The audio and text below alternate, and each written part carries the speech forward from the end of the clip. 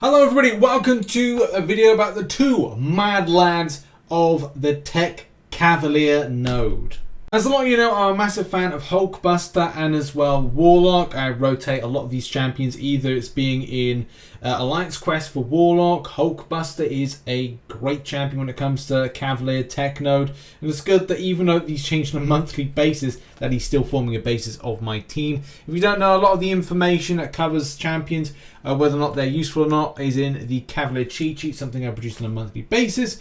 And as well, shout out as normal to somebody I work with quite closely, and that is Papas Quishy, who put together this amazing event quest Cavalier difficulty guide, and we're going to be doing some other projects month in month out, so it should be good to go and check out both of us. Links in the description. But we got to talk about my boys. I'm going to roll some footage in a minute as to like why these champions are so good. Essentially, I need to get shocks in quickly. These aren't one of the only best champion options. There are many other different options.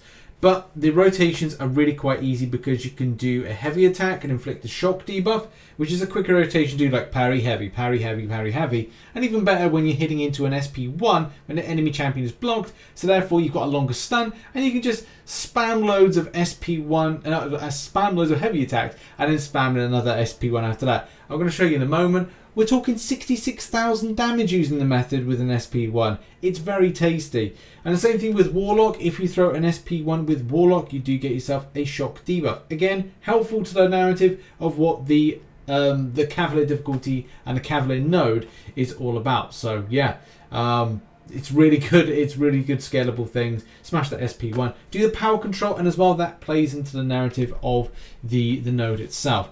Without further ado, without kind of yammering on, I just want to show you the footage. So let's go and show this. Just to remind you, this is how it goes down. It's basically shocking revelation. Each time the defender is inflicted with a shock effect, or when either champion uses a special attack while the defender is suffering from a shock effect, tech attackers gain an indefinite fury passive. And also do watch out for at the end of the defender's special attack, they gain an unblockable passive. But it is important to get a shock effect on because it will not trigger. So that's the two things to bear in mind prior to me kind of like getting into this video. And yeah, each time attacker inflicts power drain, burn or lock on the defender, they inflict a shock passive. And again, that's kind of important but isn't, especially for the Warlock SP1 narrative. This is why Vision is a great option for this as well, and Vision Age of Ultron. But yeah, like if you've got them, that is. But let's roll some footage, as I said. And here we go. So first of all, this is kind of starting off with like how not to play against this. So you can see there the mistake was I throw an SP2. That's not going to do anything. An SP1 is the best rotation because with Warlock, it does the shock debuff. And it's very quickly to show that. So there we go. That's done that because the unblockable was there. Now we put the shock on, and what I should be using to do to capitalize on this is to throw the SP1s in rotation around, which that's good because we power drain and as well we shock. It's a double whammy there, so that's kind of like explaining that.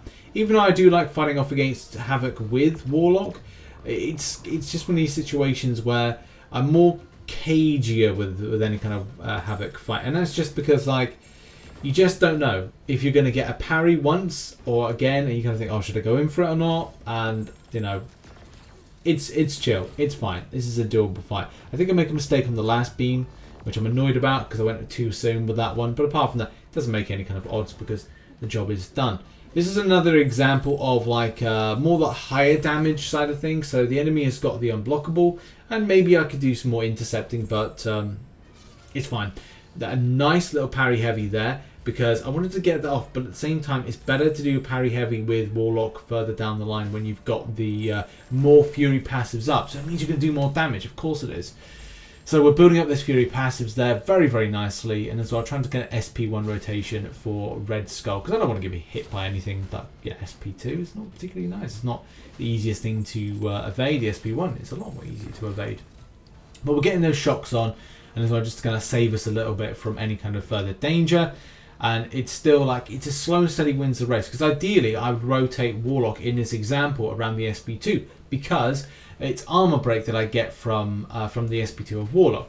But in this it's very different because the unblockable there, unfortunately, like for whatever reason, it just didn't work out to rotate around to get the shock and as well do the power control, and I get hit. Like that's just the problem with with this kind of like play style that I wanted to push more for the SP2 as opposed to like the SP1. But it is what it is, and it was what it was. But this isn't like my favorite champion to use against this. Like my favorite champion is Hulkbuster, which you're going to see in a minute when this is all done. Boom, its job is done. Now here we go. Here's the spicy, tasty stuff.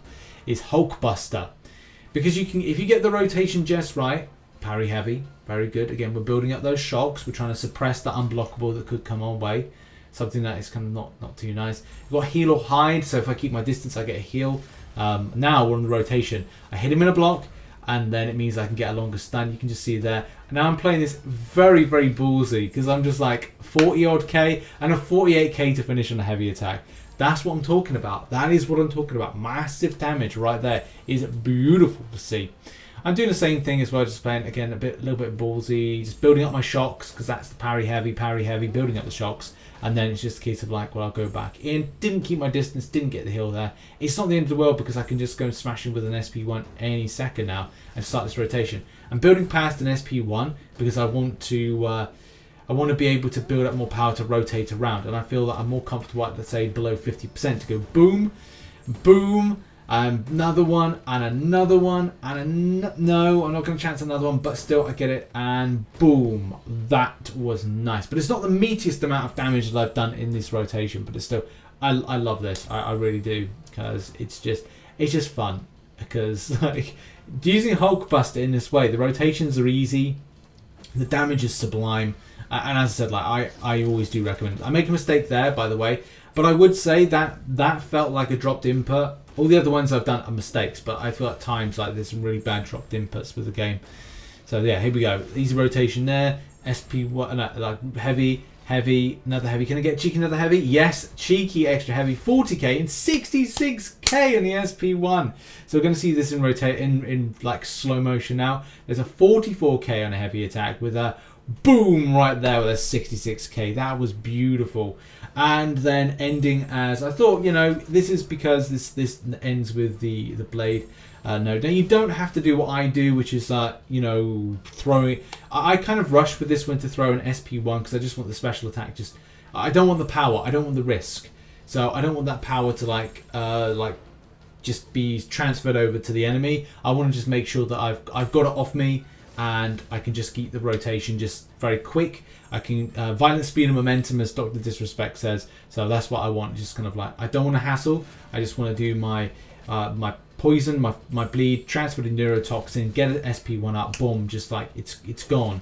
And then because the SP1's unblockable, it's the best one to kind of rotate and evade around. So that's what I'm doing right here. Just like, come on, just kind of like keep up the pressure, keep up the momentum. I did a dash back and special intercept, I want to say, which I think sometimes can be really effective, especially if enemies aren't throwing specials. Just allowing them to just come at you is just the main thing there. And I'm rushing now to throw my SP1, which is there, boom, boom, boom, and then it should be job's done. Absolutely perfect.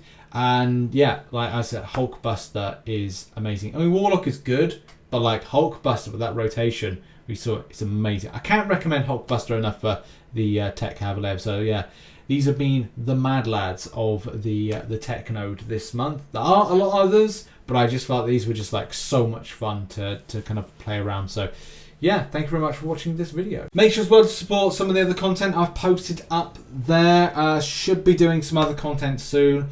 It's been a very busy time for me personally, so I'm trying to get as much content as possible with a lot of videos I still have to make, and as well content to grind. So trying to find a balance between life, game, and posting videos. So appreciate you all for the support. Keep supporting the videos, and I'll see you very soon. Bye bye.